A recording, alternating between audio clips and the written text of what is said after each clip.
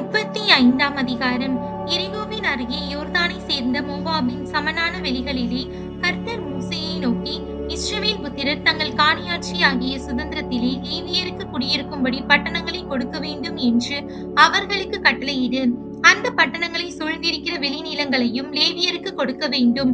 அந்த பட்டணங்கள் அவர்கள் குடியிருப்பதற்கும், அவைகளை சூழ்ந்த வெளிநிலங்கள் அவர்களுடைய ஆடு மாடுகளுக்கும், அவர்களுடைய ஆஸ்திகளுக்கும், அவர்களுடைய சகல மிருக ஜீவன்களுக்கும் குறிக்கப்பட வேண்டும். நீங்கள் லேவியருக்கு கொடுக்கும் பட்டணங்களை சூழ்ந்த வெளிநிலங்கள் பட்டணத்தின் மதில் தொடங்கி வெளியிலே சுற்றிலும் 1000 முழ தூரத்துக்கு எட்ட வேண்டும்.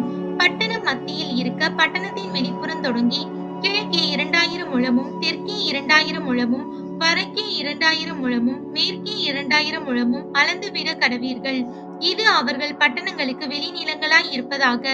நீங்கள் லேவியருக்கு கொடுக்கும் பட்டணங்களில் அடைக்கலத்துக்காக 6 பட்டணங்கள் இருக்க வேண்டும்.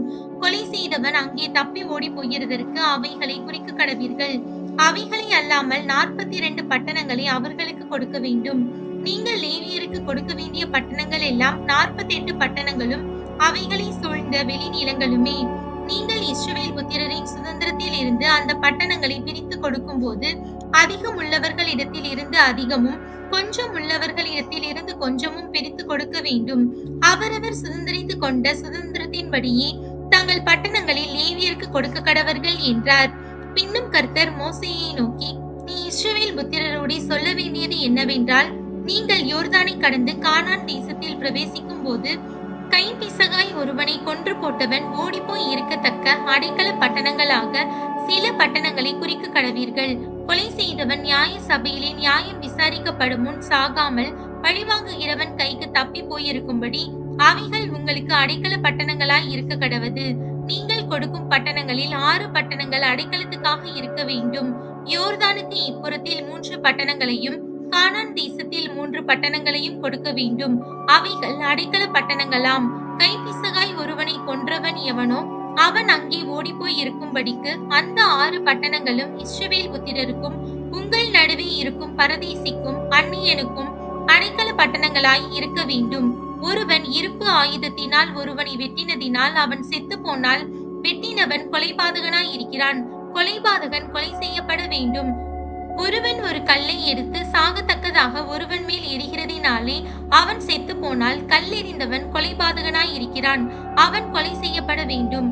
ஒருவன் தன் கையில் ஒரு மர ஆயுதத்தை எடுத்து சாகத்தக்கதாக ஒருவனை அடித்ததினால் அவன் செத்து போனால் அடித்தவன் கொலைபாதகனாய் இருக்கிறான். கொலைபாதகன் கொலை செய்யப்பட வேண்டும். பழிவாங்க வேண்டியவனே கொலைபாதகனை கொல்ல வேண்டும். அவனை கண்ட மாத்திரத்தில் அவனை கொன்று போடலாம். ஒருவன் பகையினால் ஒருவனை விழ தள்ளினதினாலாயினும், பதுங்கி இருந்து அவன் சாகத்தக்கதாய் அவன் மேல் ஏதாகிலும் எரிந்ததினாலாயினும், அவனை பகைத்து தன் கையினால் அடித்ததினாலாயினும் அவன் செத்து போனால் அடித்தவன் கொலைபாதகன். அவன் கொலை செய்யப்பட வேண்டும். பழிவாங்குகிறவன் கொலைபாதகனை கண்ட மாத்திரத்தில் கொன்று போடலாம். ஒருவன் பகையொன்றும் இல்லாமல் சடுதியில் ஒருவனை தள்ளி விழ பண்ணினதினாலாயினும், பதுங்கி இராமல் யாதொரு ஆயுதத்தை அவன் மேல் பட எரிந்ததினாலாயினும், அவனுக்கு பகைஞனாய் இராமலும் அவனுக்கு தீங்கு செய்ய நினையாமலும் இருக்கையில் ஒருவனை கொன்று போடத்தக்க ஒரு கல்லினால் அவனை காணாமல் எரிய அது அவன் மேல் பட்டதினாலாயினும் அவன் செத்து போனால், அப்பொழுது கொலை செய்தவனையும் பழிவாங்குகிறவனையும் சபையார் இந்த நியாயப்படி விசாரித்து கொலை செய்தவனை பழிவாங்குகிறவனுடைய கைக்கு தப்புவித்து அவன் ஓடிப்போய் இருந்த அடைக்கல பட்டணத்துக்கு அவனை திரும்ப போகும்படி செய்ய கடவர்கள்.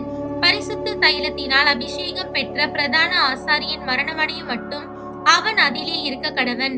ஆனாலும் கொலை செய்தவன் தான் ஓடிப்போய் இருக்கிற அடைக்கல பட்டணத்தின் எல்லையை விட்டு வெளிப்பட்டிருக்கும் போது பழிவாங்குகிறவன் கொலை செய்தவனை அடைக்கல பட்டணத்துக்கு வெளியே கண்டுபிடித்து கொன்று போட்டால் அவன் மேல் இரத்த பழி இல்லை. கொலை செய்தவன் பிரதான ஆசாரியன் மரணமடையும் மட்டும் அடைக்கல பட்டணத்தில் இருக்க வேண்டும். பிரதான ஆசாரியன் மரணமடைந்த பின்பு தன் சுதந்திரமான காணியாட்சிக்கு திரும்பி போகலாம். இவைகள் உங்கள் வாசஸ்தலங்களில் எங்கும் உங்கள் தலைமுறை தோறும் உங்களுக்கு நியாய விதி பிரமாணமாய் இருக்க கடவது. எவனாகிலும் ஒரு மனிதனை கொன்று போட்டால் அப்பொழுது சாட்சிகளுடைய வாக்குமூலத்தின்படியே அந்த கொலைபாதகனை கொலை செய்ய கடவர்கள். ஒரே சாட்சியை கொண்டு மாத்திரம் ஒரு மனிதன் சாகும்படி தீர்ப்பு செய்யலாகாது. சாகிறதற்கேற்ற குற்றஞ்சுமந்த கொலைபாதகனுடைய ஜீவனுக்காக நீங்கள் மீட்கும் பொருளை வாங்கக்கூடாது.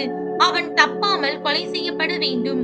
தன் அடைக்கல பட்டணத்துக்கு ஓடிப்போனவன் ஆசாரியன் மரணமடையாததற்கு முன்னே தன் நாட்டிற்கு திரும்பி வரும்படி நீங்கள் அவனுக்காக மீட்கும் பொருளை வாங்கக்கூடாது. நீங்கள் இருக்கும் தேசத்தை பரிசுத்த குலைச்சலாக்காதிருங்கள். இரத்தம் தேசத்தை தீட்டுப்படுத்தும். இரத்தம் சிந்தினவனுடைய இரத்தத்தினாலே ஒழிய வேறொன்றினாலும் தேசத்திலே சிந்துண்ட இரத்தத்திற்காக பாவ நிவிர்த்தி இல்லை. நீங்கள் குடியிருக்கும் என் வாசஸ்தலமாகிய தேசத்தை தீட்டுப்படுத்த வேண்டாம். கர்த்தராகிய நான் இஸ்ரவேல் புத்திரர் நடுவே வாசம் பண்ணுகிறேன் என்று சொல் என்றார்.